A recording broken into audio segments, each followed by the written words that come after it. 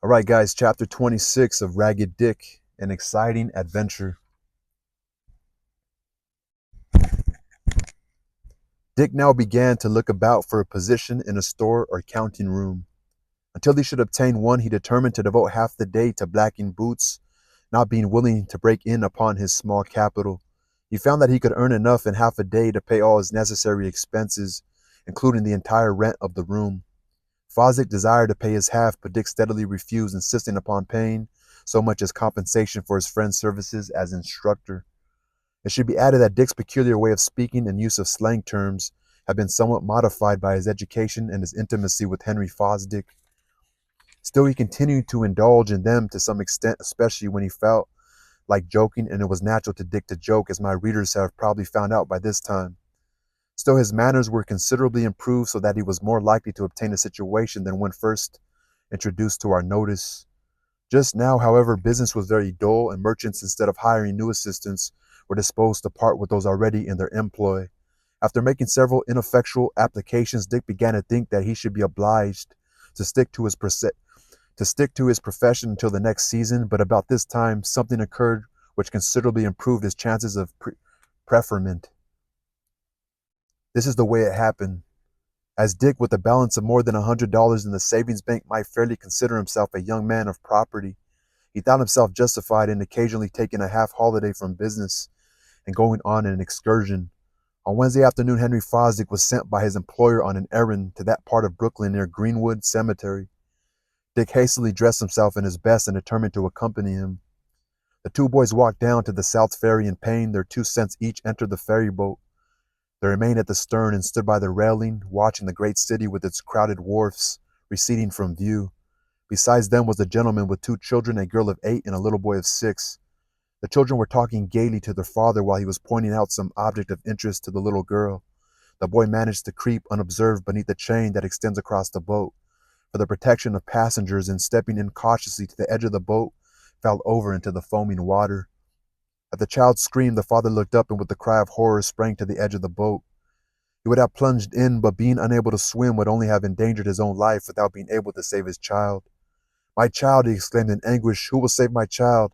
$1,000, $10,000 to anyone who will save him." Come on, Dad. That fool should have jumped in, right? There chanced to be but few passengers on board at the time, and nearly all these were either in the cabins or standing forward. Among the few who saw the child fall was our hero. Now, Dick was an expert swimmer. It was an accomplishment which he had possessed for years, and he no sooner saw the boy fall than he resolved to rescue him. His determination was formed before he heard the liberal offer made by the boy's father. Indeed, I must do Dick the justice to say that in the excitement of the moment he did not hear it at all, nor would it have stimulated the alacrity with which he sprang to the rescue of the little boy. Little Johnny had already risen once and gone under for the second time when our hero plunged in. He was obliged to strike out for the boy, and this took time. He reached him none too soon. Just as he was sinking for the third and last time, he caught him by the jacket. Dick was stout and strong, but Johnny clung to him so tightly that it was with great difficulty he was able to sustain himself. "Put your arms round my neck," said Dick. The little boy mechanically obeyed and clung with a grasp strengthened by his terror. In this position Dick could bear his weight better, but the ferry boat was receding fast. It was quite impossible to reach it. The father, his face pale with terror and anguish, and his hands clasped in suspense, saw the brave boy struggle and prayed with agonizing fervor that he might be successful. But it was probable, for they were now midway of the river, that both Dick and the little boy whom he had bravely undertaken to rescue would have been drowned had not a rowboat been fortunately near. The two men who were in it witnessed the accident and hastened to the rescue of our hero. "Keep up a little longer," they shouted, bending to their oars, "and we will save you." So they say, like, just hold on and we'll save you. Dick heard the shout and it put fresh strength into him. He battled manfully with the treacherous sea, his eyes fixed longingly upon the approaching boat. "Hold on tight, little boy," he said. "There's a boat coming." The little boy did not see the boat. His eyes were closed to shut out the fearful water, but he clung the closer to his young preserver. 6 long, steady strokes, and the boat dashed alongside. Strong hands seized Dick and his youthful burden and drew them into the boat, both dripping with water. "God be thanked," exclaimed the father, as from the steamer he saw the child's rescue. "That brave boy shall be rewarded if I sacrifice my whole fortune to compass it. You've had a pretty narrow escape, young chap, said one of the boatmen to Dick. It was a pretty tough job you undertook. Yes, said Dick, that's what I thought when I was in the water. If it hadn't been for you, I don't know what would have come of us. Anyhow, you're a plucky boy, or you wouldn't have dared to jump in the water after this little chap. It was a risky thing to do. I'm used to the water, said Dick modestly. I didn't stop to think of the danger, but I wasn't going to see that little fellow drown without trying to save him. The boy at once headed for the ferry wharf on the Brooklyn side. The captain of the ferry boat, seeing the rescue, did not think it necessary to stop his boat, but kept on his way. The whole occurrence took place in less time than I have occupied in telling it. The father was waiting on the wharf to receive his little boy with what feelings of gratitude and joy can be easily understood.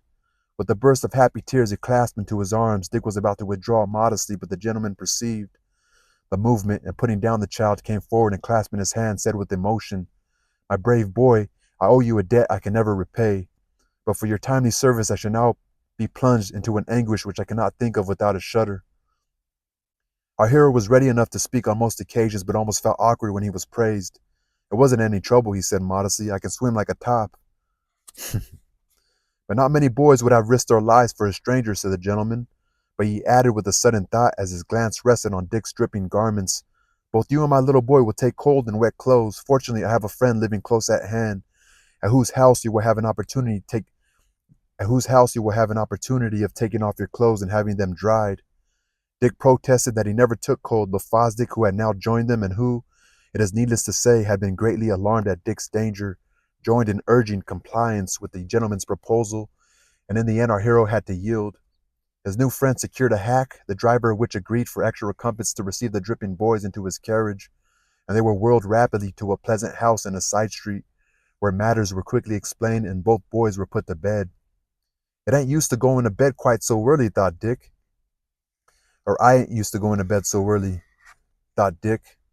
"This is the queerest excursion I ever took." Like most active boys, Dick did not enjoy the prospect of spending half a day in bed, but his confinement did not last as long as he anticipated. In about an hour, the door of his chamber was opened, and a servant appeared bringing a new and handsome suit of clothes throughout. "You are to put on these," said the servant to Dick, "but you needn't get up till you feel like it." "Whose clothes are they?" asked Dick. "They are yours." "Mine? Where'd they come from?" "Mr. Rockwell sent out and bought them for you. They are the same size as your wet ones." "Is he here now?" "No. He bought another suit for the little boy and has gone back to New York. Here's a note he asked me to give you." Dick opened the paper and read it as follows: "Please accept this outfit of clothes as the first installment of a debt which I can never repay. I have asked to have your wet suit dried when you can reclaim it. Will you oblige me by calling tomorrow at my counting room, number blank, Pearl Street? Your friend, James Rockwell."